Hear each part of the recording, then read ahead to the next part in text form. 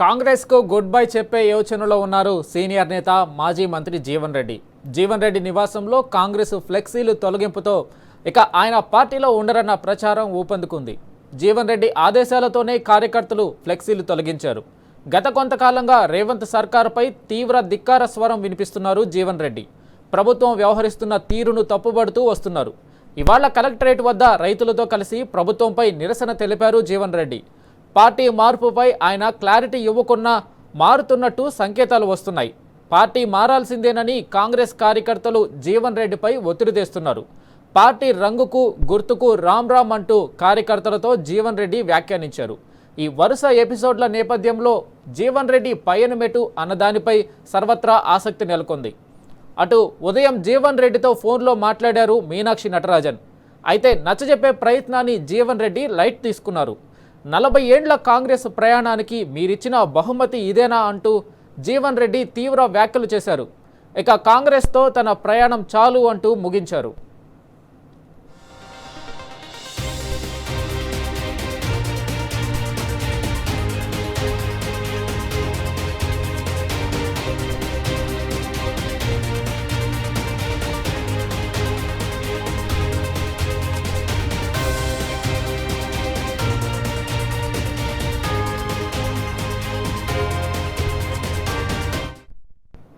ఇక దీనిపై పూర్తి సమాచారం మా ప్రతినిధి సందీప్ అందిస్తారు. సందీప్, చెప్పండి, జీవన్ రెడ్డి పార్టీ మారుతున్నట్లుగా బలంగా సంకేతాలు వినిపిస్తున్నాయి. అప్డేట్ ఏంటి? వాస్తవంగా కాంగ్రెస్ పార్టీ అధికారంలోకి వచ్చిన తర్వాత 2 సంవత్సరాలకు జగిత్యాల ఎమ్మెల్యే బీఆర్ఎస్ పార్టీ నుంచి గెలిచిన డాక్టర్ సంజయ్ కుమార్ కాంగ్రెస్ పార్టీతో అంటకాగుతున్నారు. ఈ నేపథ్యంలో జీవన్ రెడ్డికి ప్రియారిటీ లేకుండా పోయింది.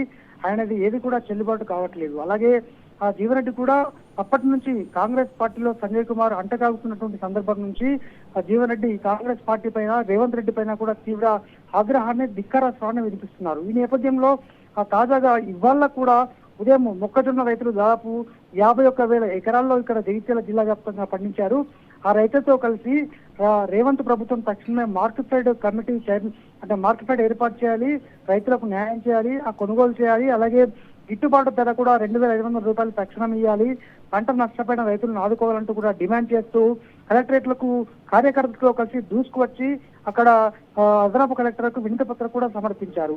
అయితే తాజాగా ఇప్పుడు కొద్దిసేపటి క్రితమే మనకన్న సమాచారం మేరకు మీనాక్షి నటరాజన్ కాంగ్రెస్ పార్టీకి సంబంధించినటువంటి వ్యవహారాల బాధ్యురాలు జీవన్ రెడ్డితో మాట్లాడుతూ నచ్చజెప్పి యత్నం చేసినప్పటికీ కూడా జీవన్ రెడ్డి ససమీరా అంటూ తాను ఇక 40 ఏళ్ల పాటు నా యమన జీవితాన్ని పూర్తిగా కాంగ్రెస్ పార్టీకి అంకితం చేసినందుకు తనకి ఇచ్చినటువంటి గిఫ్ట్ ఇది.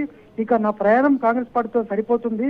కాంగ్రెస్ పార్టీకి కాంగ్రెస్ రంగులకు రామ్ రామ్ అని చెప్తూనే ఇటు కార్యకర్తలు కూడా చెప్పారు. దీంతో అప్పటికప్పుడే అక్కడే ఉన్నటువంటి సీనియర్ కార్యకర్తలంతా కూడా జీవన్ రెడ్డి నివాసంలో ఉన్నటువంటి కాంగ్రెస్ పార్టీ ఫ్లెక్సీలు మొత్తం కూడా తొలగించారు. అయితే తాజాగా ఉగాదికి సంబంధించి శుభాకాంక్షలు తెలిపే ఫ్లెక్సీలు ఏర్పాటు చేసినప్పుడు కూడా ఆ ఫ్లెక్సీలో ఎక్కడ కూడా ఏ ఒక్క నాయకుని కాంగ్రెస్ పార్టీకి ఆనవాలు లేకుండానే ఆ ఫ్లెక్సీలు అయితే ప్రస్తుతం ఏర్పాటు అవుతున్నాయి. మొత్తానికి ఆ జీవన్ రెడ్డి ఒక కీలక నిర్ణయం దిశగా అయితే ముందుకెళ్తున్నారు. అయితే 25వ తేదీన అయితే ముహూర్తం ఫిక్స్ గా మనకు తెలుస్తుంది. లేదంటే 26వ తేదీన బీఆర్ఎస్ పార్టీలో జాయిన్ అవుతున్నట్టయితే మనకు కాంగ్రెస్ పార్టీ వర్గాల నుంచి కార్యకర్తలు, సీనియర్ నేతలు చెప్తున్నప్పటికీ జీవన్ రెడ్డి మాత్రమే ధృవీకరించాల్సి ఉండగా కార్యకర్తలు, మెజార్టీ కార్యకర్తలు ఖచ్చితంగా కాంగ్రెస్ పార్టీలో ఉంటే మనుగడ లేదు, ఖచ్చితంగా బీఆర్ఎస్ పార్టీలో వెళ్ళాలి, మీరు మళ్ళీ మీ 40 ఏళ్ల సీనియారిటీని చూపెట్టాలి అనేటువంటి వాదనను అనేక మంది కూడా ఇటీవల మీటింగ్ లో చెప్పినట్టు మనకు తెలుస్తుంది. ఈ నేపథ్యంలో జీవన్ రెడ్డి అదే దిశగా అడుగులు వేస్తున్నారు. మొత్తానికి ఇప్పటికిప్పుడు ఆయన బీఆర్ఎస్ పార్టీకి వస్తున్నా అని చెప్పకపోయినప్పటికీ కూడా 25వ తేదీన మాత్రం ముహూర్తం ఫిక్స్ గా మనకు తెలుస్తోంది. ఎమ్మెల్యే కేటీఆర్ గారు వర్కింగ్ ప్రెసిడెంట్ వారి సమక్షంలో బీఆర్ఎస్ పార్టీలో భారీ ఎత్తున కూడా చేరే అవకాశం ఉన్నట్టయితే మనకు ప్రాథమికంగా సమాచారం అందుతుండగా సీనియర్ కార్యకర్తల ద్వారా. కానీ జీవన్ రెడ్డి మాత్రం ధృవీకరించాల్సి ఉంది. ప్రస్తుతం జీవన్ రెడ్డి గారు ఇంట్లో ఉన్నారు, వారి నివాసంలోనే కార్యకర్తలతో ఇంకా కూడా సమాలోచనలు చేస్తున్నారు.